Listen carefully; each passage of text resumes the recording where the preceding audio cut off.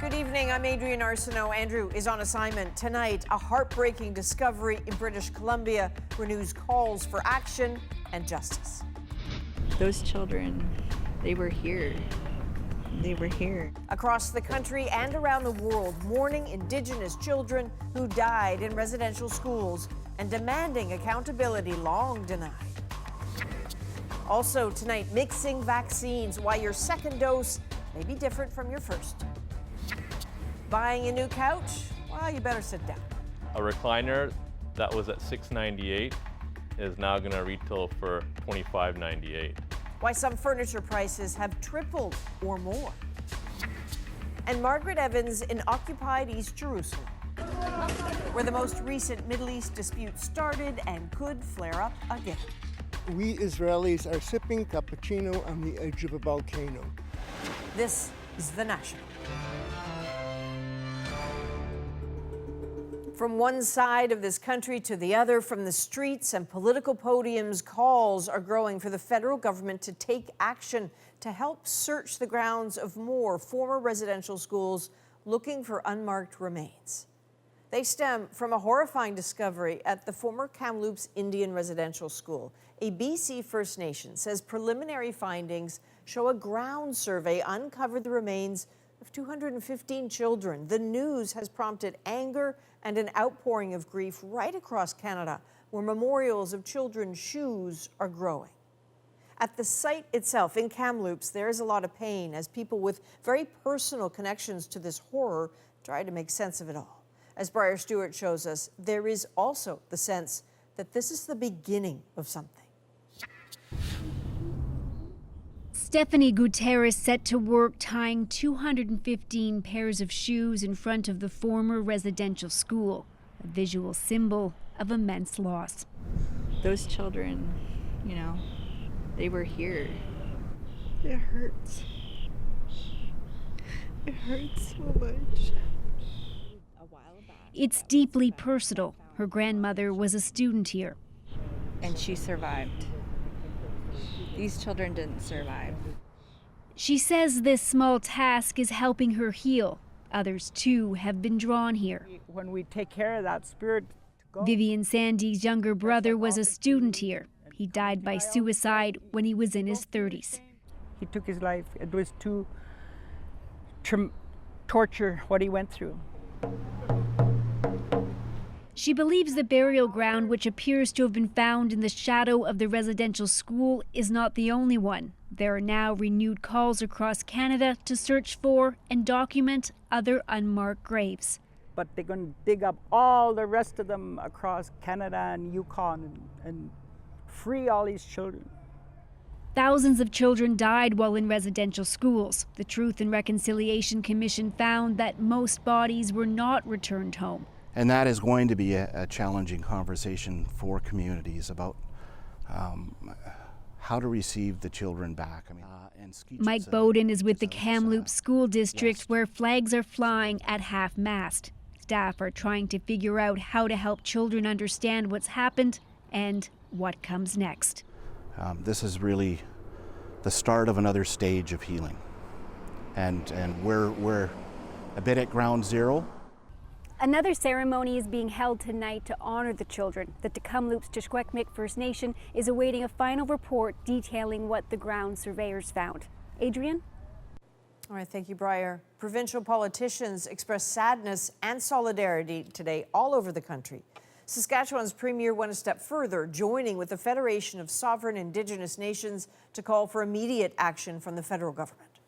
If we do have similar unmarked sites with individuals in them here in Saskatchewan, we want to work as quickly as we can to identify who may be in those sites.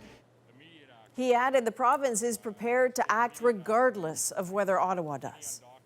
The federal government says more support is coming for residential school survivors, but as Olivia Stefanovic explains, many say that is not good enough. The memorial grows outside Parliament as the maple leaf flies at half-mast in the background. I am here because I don't know how else to pay my respects. Inside, a renewed sense of urgency. What has happened to Indigenous people in this country is genocide. This is a horrific finding, and our country needs to do more than just lower the flags. Demands from the opposition for a nationwide search of former residential school sites, an end to court battles with survivors and Indigenous kids in the child welfare system. The government should call again on the Pope to apologize on behalf of the Catholic Church for their part in this tragedy. There is obviously more to do. But the Prime Minister isn't making any specific promises, except survivors will get more support. We are committed to being there to help Indigenous communities. 6 of the 94 recommendations from the Truth and Reconciliation Commission related to missing children and burial grounds. Among them, calls for the government to help find and identify remains. Some people think, can't you just hire a firm and go and find them all? The communities have been very clear they have to do it in their way. Ottawa is spending more than $30 million on consultations to answer those calls to action, as well as maintain a student death registry and commemorate. Some of the core calls to action, which we really stressed, have still not been implemented. A big one, building a national memorial. We are losing daily many of the experts to this residential school story, which is the former students themselves, the survivors. A debate is scheduled for tomorrow evening in the House of Commons as pressure grows on the government to take concrete action. Olivia Stefanovic, CBC News, Ottawa.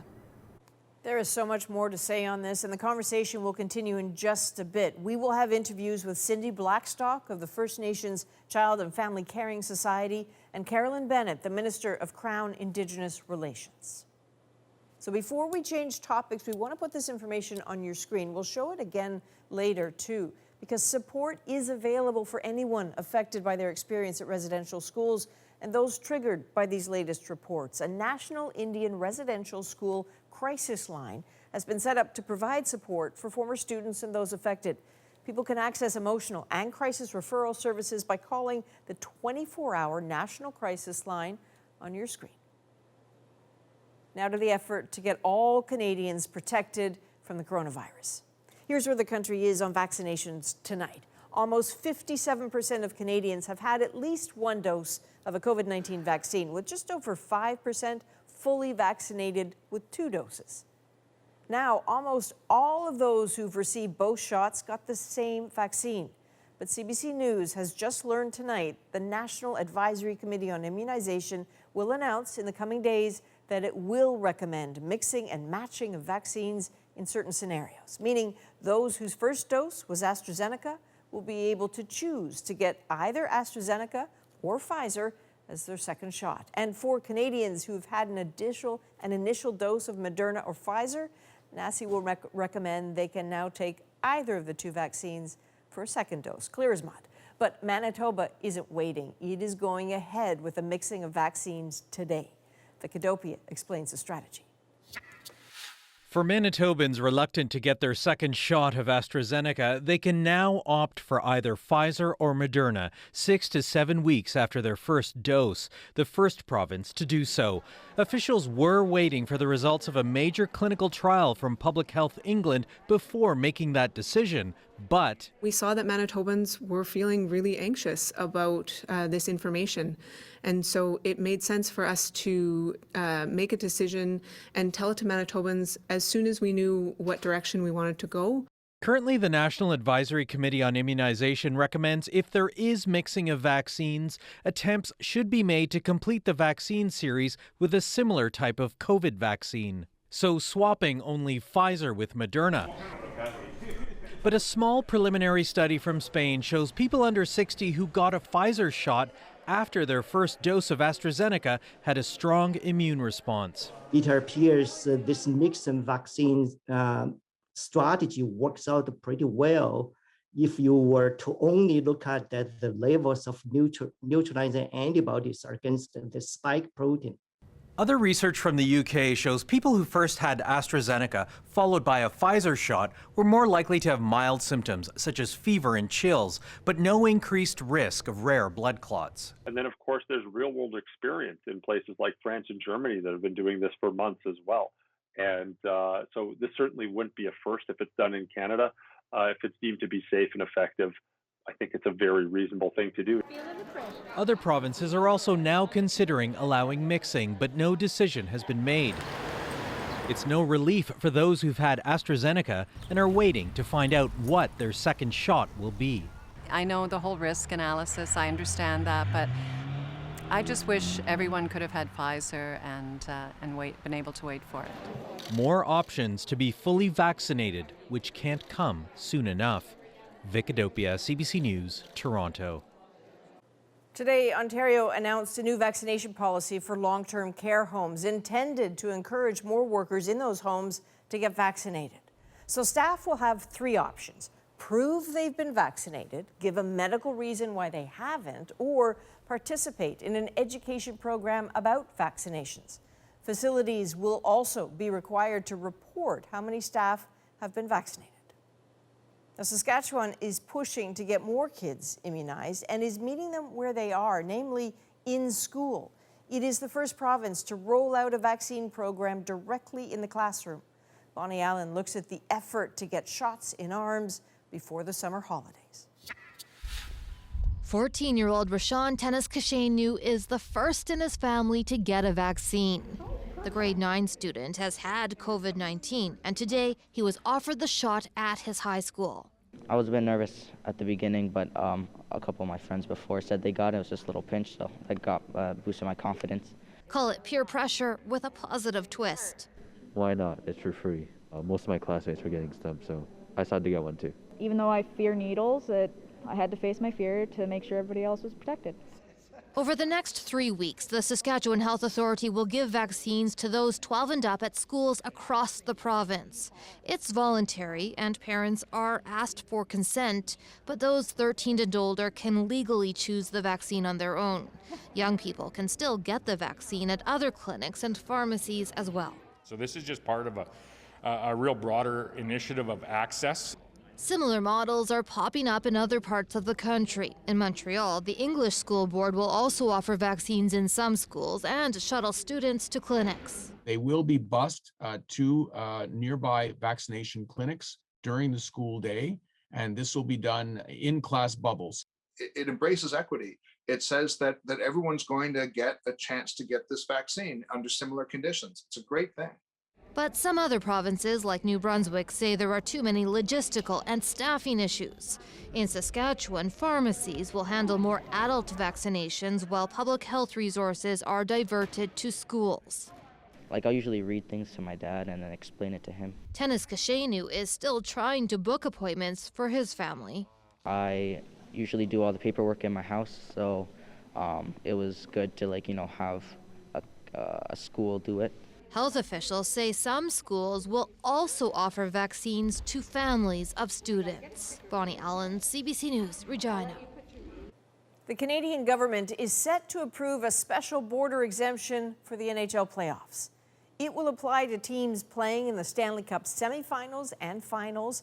Players would be able to cross the border between Canada and the U.S. without quarantining, but they will have to follow strict daily COVID-19 testing protocols and remain in bubbles in their hotels and arenas. A formal announcement could come as early as this week. And another chapter has been written in a storied hockey playoff rivalry. And the Montreal Canadiens are headed to Winnipeg for the second round of the Stanley Cup playoffs. There you go. The Montreal Canadiens have defeated the Toronto Maple Leafs. The final score was 3-1. Poetic justice, maybe, as Montreal came back to win from a 3-1 deficit in the series. Tonight's game was played in front of 550 fully vaccinated frontline healthcare workers in Toronto.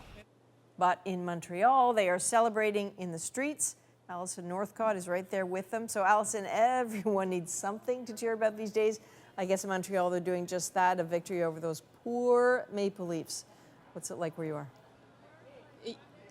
Yeah, well, you can hear a lot of car horns honking. People are driving around, honking their horns, shouting from their windows. People walking down the street, down St. Catherine Street, wearing their Canadians' flags. Just a tremendous amount of excitement. And that excitement really built tonight throughout that game, and really a sense of joy as well. Here at this pub, the owner had set up a TV screen so that people on the patio could watch, and that's the only part of the pub that's actually open because of the public health measures. The patios just reopened on Friday. The curfew was lifted on Friday. So for a lot of the fans to have the Habs win this game tonight on top of sort of those loosening of restrictions as well, it's just brought them a lot to cheer about, as you can hear. Have a listen to some of the fans I spoke with after the game. One of the most emotional things I've ever experienced in my life. What this city has gone through, and this is the start of the recovery, and this is Montreal's going to drive forward from here on out. It's honestly insane because obviously with the pandemic, you know, we've all been cooped up at home, and like it's so insane to be here and finally going back to normal. An amazing moment, like it's the cherry on top, just for a great night. Definitely is. So there was also police presence. Montreal police say that they do have a stronger police presence tonight. We did see them coming by this patio tonight, reminding people about the public health measures and the importance of following it. Is sure that they will be busy doing that for the next round of the playoffs. Ah, that's great. Allison Northcott in Montreal tonight. How strange to see a busy street. Thanks, Allison. Newfoundland and Labrador unveiled its budget today, which is being billed as a rescue plan for the province's fiscal future. It reins in and tightens control of the public purse. It ensures a return to fiscal balance within 5 years. It makes strategic economic investments. The province is hoping to cut its deficit nearly in half to $825 million. Government spending will be up this year. However, cuts are expected to come from Memorial University and certain Crown corporations. A new tax on sugary drinks will also be introduced, along with a hike in income tax for the province's highest earners. Now, anyone who has been furniture shopping lately has suffered a bit of sticker shock. Prices have soared, especially for items imported from China and Vietnam. Jacqueline Hansen explains why and shows us that consumers are not the only ones affected. At this furniture store in Victoria, BC, the recent price jump is staggering. This $2,000 couch is now $6,000. This is going to have a huge effect on our business. Half the upholstered couches and chairs sold here are imported from China and Vietnam and are now subject to a new tariff of up to 300%. I've canceled almost 35 containers of product coming until the end of the year. That's $1 million of sales. The tariff is in response to a complaint filed by Manitoba-based furniture producer Palliser. It claims that government-subsidized producers in China and Vietnam are selling furniture in Canada for far under market value. Palliser says the imports have caused injury and are threatening to cause further injury to the Canadian industry. The timing isn't a surprise to this trade lawyer. Is if you know that under both President Trump and President Biden that they're also targeting that particular industry, why not see what Canada would do if you make the same complaint here? But in the U.S., tariffs on furniture from China have been somewhat easier to swallow, first 10, then 25%. We would love to absorb the cost, but we can't pay for people to take product. I mean, it's not good business to do that. No. Ottawa-based LD Shop spells out the impact for its Canadian customers. What was its bestseller now comes with a tariff that costs almost as much as the chair itself. The legislative intent in this specific case was really good, but I think in this case, it didn't protect the entire supply chain. But some local manufacturers support it.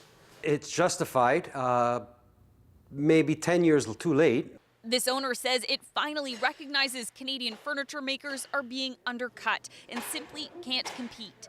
How is it that a piece of furniture can arrive in Canada for less than just our raw material cost is? And we're only asking for it to be fair. That's all. The Canada Border Services Agency is still investigating. A decision on whether or not these tariffs are permanent will follow. Jacqueline Hansen, CBC News, Toronto.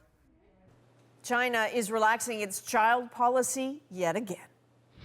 Unless the government introduces real incentives, I don't think that Chinese couples are going to have more kids in the coming years. Up next, why the shift from 2 to 3 children? Plus, inside the latest battlefront in occupied East Jerusalem. It's very important for the little ones to know the history. How that history is playing out today. And later, tennis star Naomi Osaka bows out of the French Open.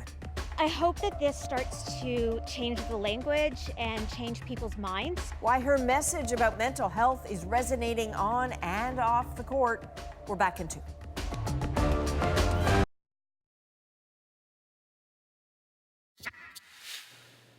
A surge in COVID-19 infections has shut down all schools and universities in Afghanistan for at least 2 weeks.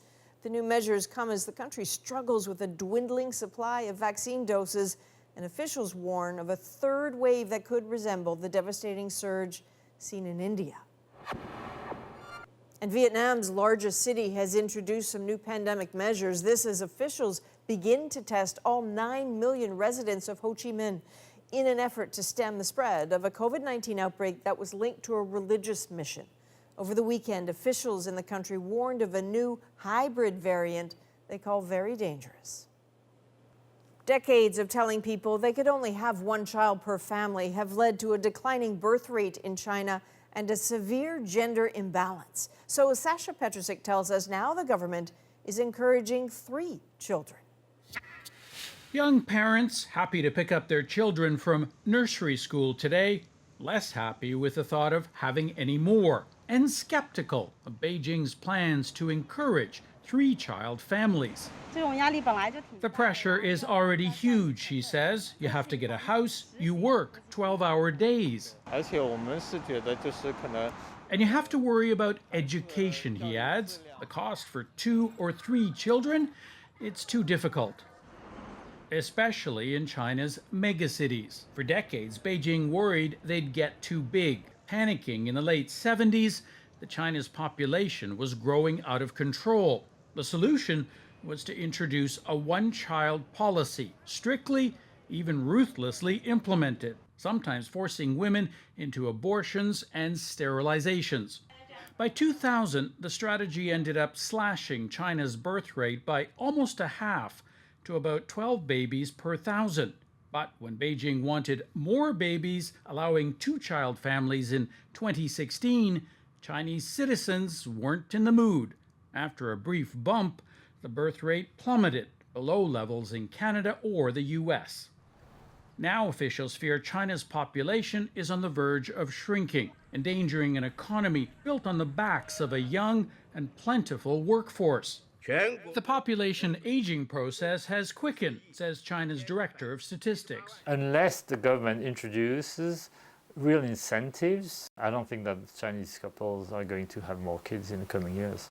For more babies, Beijing is considering incentives like lower taxes and cheaper housing. But the damage left by China's 1-child policy seems just too big to fix, with an edict allowing women to have 2 more kids. Sasha Petrusik, CBC News, Toronto. After the break, more on our top story and the calls for accountability from Ottawa. This is our opportunity to break that cycle and make sure that the federal government ends its discrimination. Cindy Blackstock, an advocate for Indigenous children, on the discovery of remains in Kamloops. And Crown-Indigenous Affairs Minister Carolyn Bennett on what is next for the government.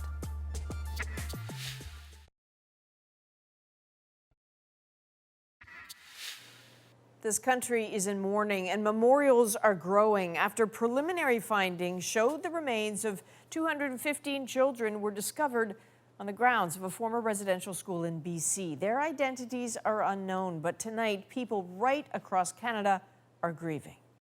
So along with all that grief are growing calls for accountability from the federal government and the Catholic Church. Cindy Blackstock is the executive director at the First Nations Child and Family Caring Society. She has been advocating for the rights of Indigenous children for decades. So Cindy, thank you for joining us. And the question that's rattling around for me right now, crucially, is how are you? Well, I'm feeling really sad for these children. But I'm also feeling more determined to end the racial discrimination that the federal government is currently perpetrating against 165,000 kids.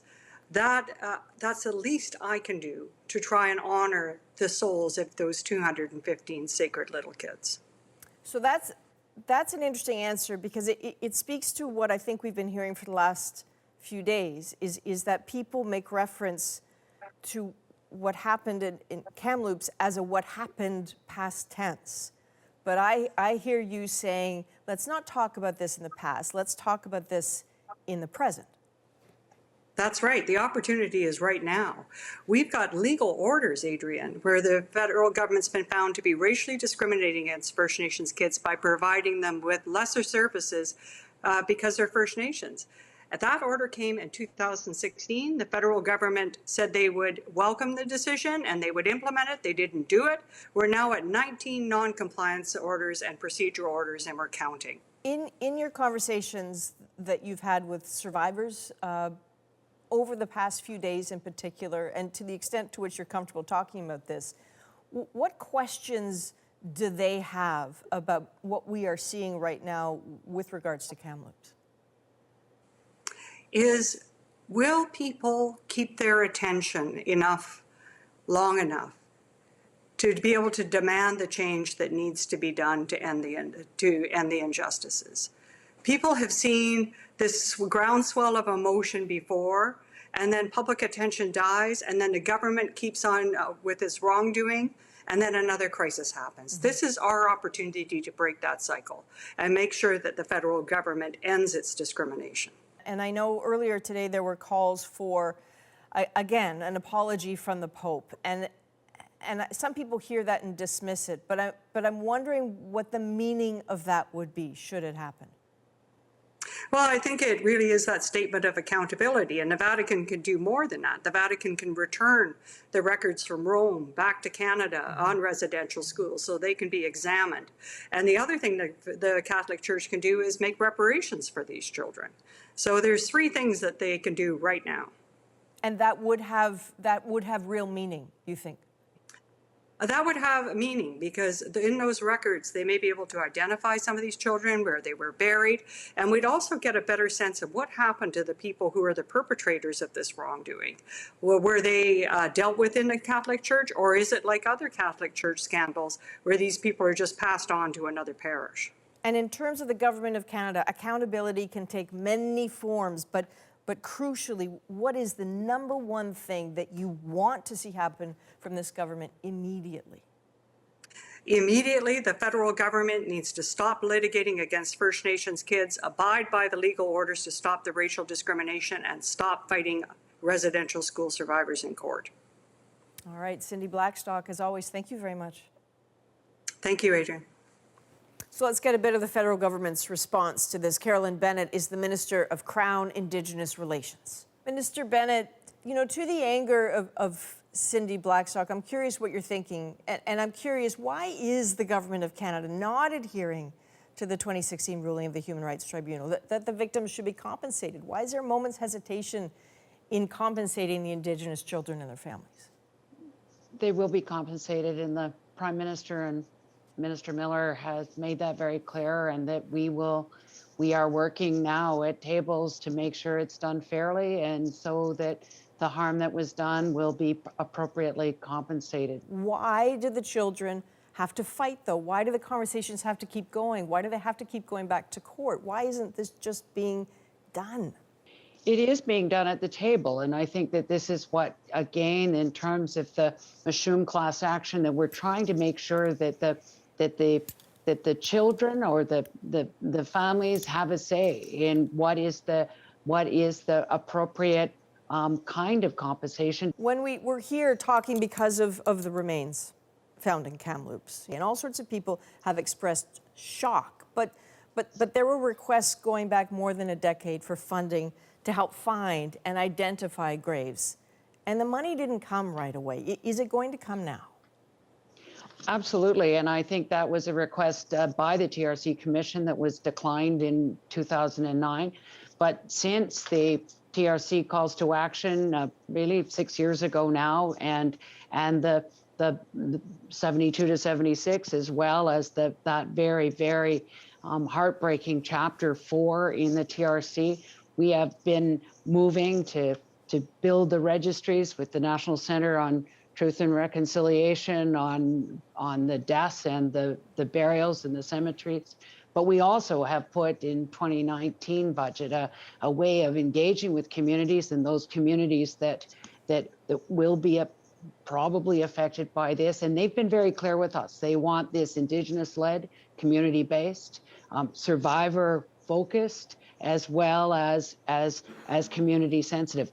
And I think this graphic demonstration from Kamloops means that all Canadians will understand now. Once you know the truth, you cannot unknow the truth. All right, Minister Carolyn Bennett, thank you for your time. This is a big conversation. We'll keep having it.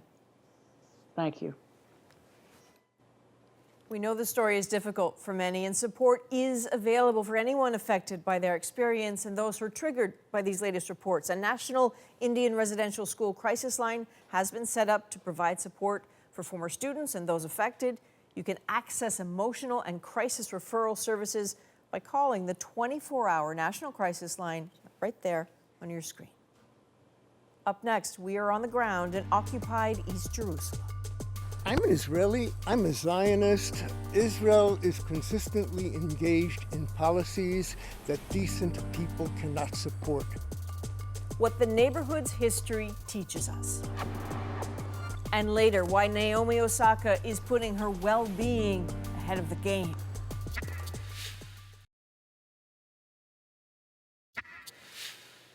Welcome back. A fragile ceasefire between Israel and Hamas in Gaza is less than 2 weeks old, but the simmering tensions that led to the conflict could boil over again at any moment. Margaret Evans has been covering this conflict for weeks near the front lines, and now she takes us back to the neighborhood in occupied East Jerusalem, where tensions first flared in a historic dispute that some say the world cannot afford to ignore. Palestinians en route to Friday prayers at the Al-Aqsa Mosque in Jerusalem's Old City, the Holy City. But peace here remains as elusive as the light that flits across the shadows of its ancient walkways. The stone beneath passing feet may have been smoothed and mellowed by time, but not so the conflict that still defines Israelis and Palestinians, as sharp and as far from resolution as ever. This is the latest battlefront, a garden in a Palestinian neighborhood called Sheikh Jarrah in occupied East Jerusalem, captured from Jordan by Israel in 1967 and later annexed in a move not recognized by the international community. Reem Hamad has brought her children to the house she was born in, where her parents still live and now face eviction from, along with a number of other Palestinian families in the neighborhood.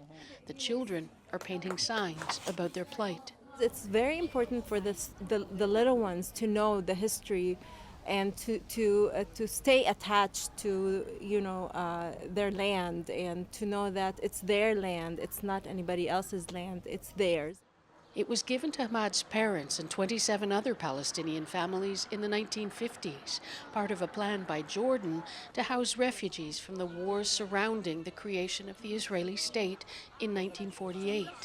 The United Nations paid for houses to be built on the land. We were actually people who came from all over the country, from Haifa, from Akka, from Jaffa, from all over the country, as refugees seeking shelter and seeking safety here in Jerusalem. And some even came from the west side of Jerusalem, the western Jerusalem.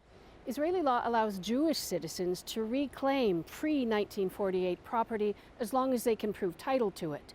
The settler groups trying to evict the Palestinian families claim to have bought the land from two Jewish trusts that bought the land at the end of the 19th century.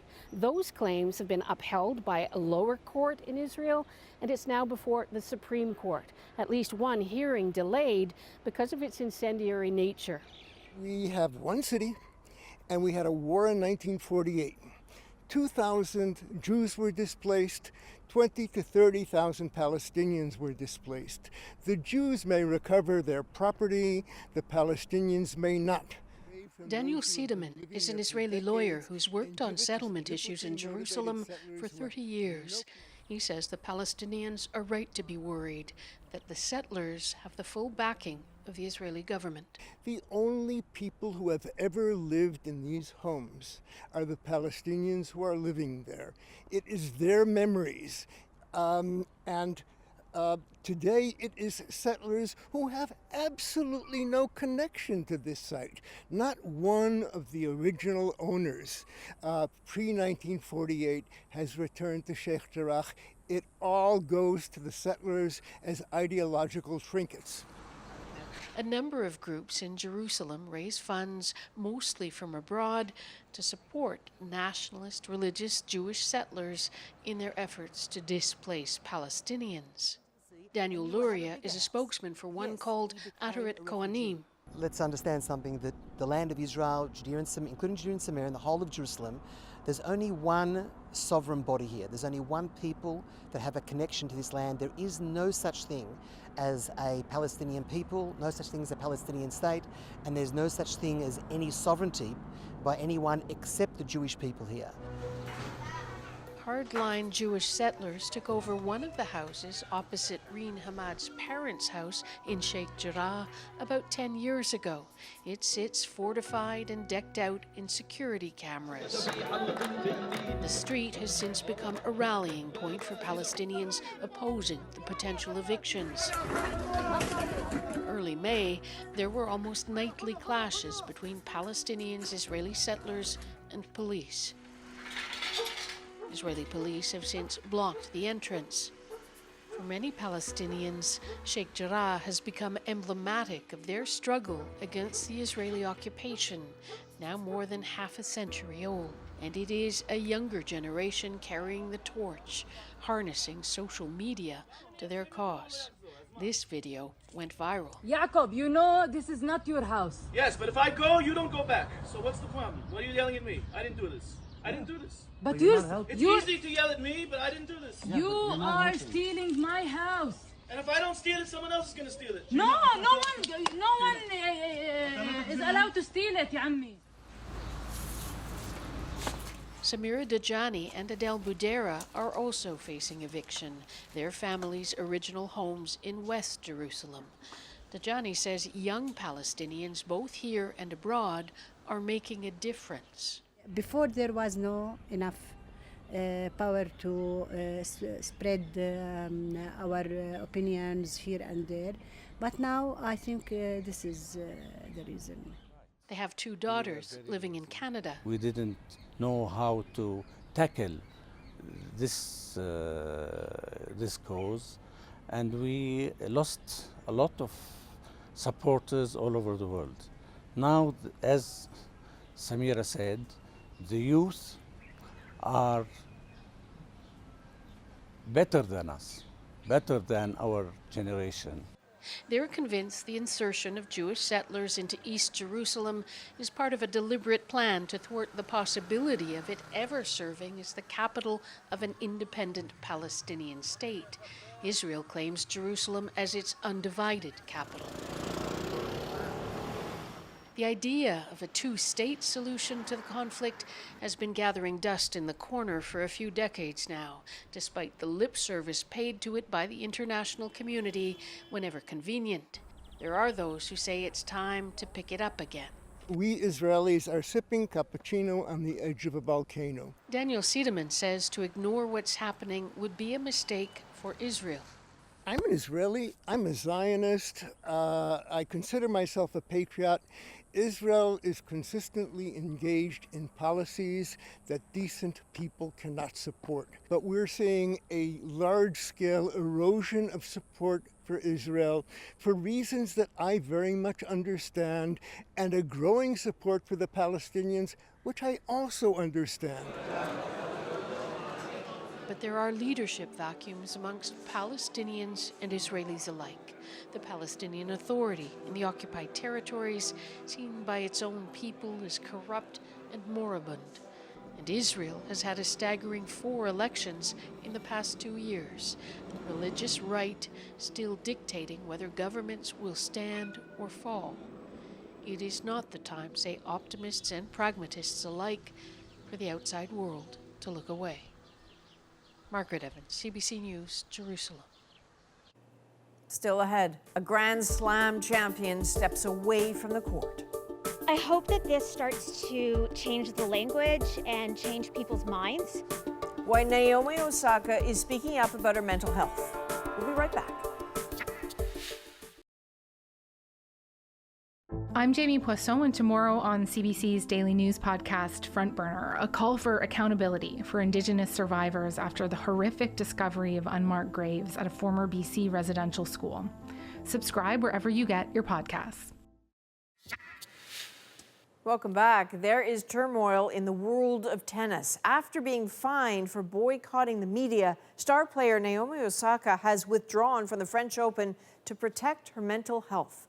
Katie Nicholson looks at what led to this and the reaction to Osaka's bold move. Assertive on the court. That is crushing. And off. When Naomi Osaka made it clear she wasn't in the mental headspace to do press at the French Open, it hit her with a fine, $15,000, and threatened to slap her down with sanctions. Today, tennis's number 2 packed up her racket from one of the sport's most prestigious events. Writing on Twitter, "The truth is, I have had long bouts of depression since the US Open in 2018, and I have had a really hard time coping with that," adding she will take some time away from the court. One of its biggest draws now gone. What could the Open say but this? We wish her the best and the quickest possible recovery.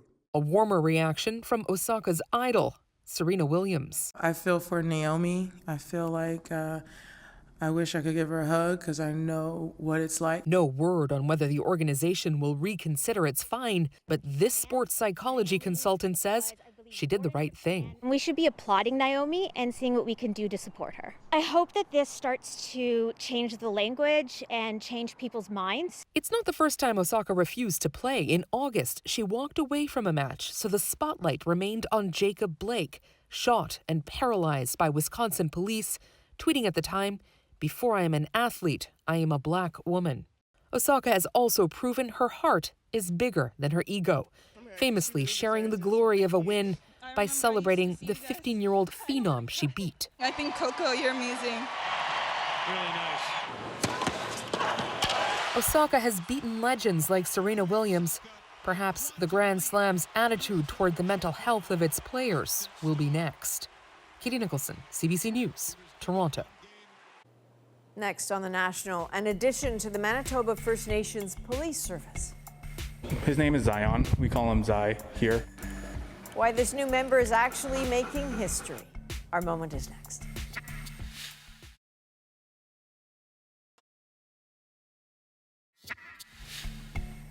The Manitoba First Nations Police Service is welcoming a new member to the force, and the new recruit is making history as the service's first police dog. This is Zion.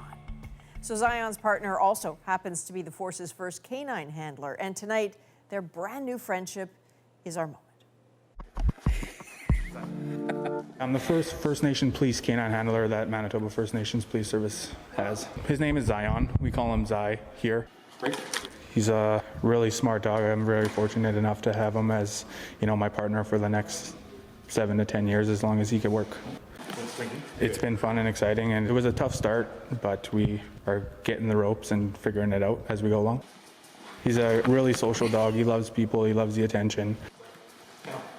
A year ago, I would have never seen myself in this position. It's a privilege, it's an honor, and I'll do the best I can, and I want to be a role model for other First Nation who are wanting to get into the field of policing as well. And just go out there, get the experience, do as much as you can, and it'll happen. They look like a good team. So the Manitoba First Nation Police Service is a community-based service, lots of work with youth and elders, and he doesn't have to worry about his new partner. That dog comes from a long line of working dogs. He's got this. That is The National for May the 31st. Good night.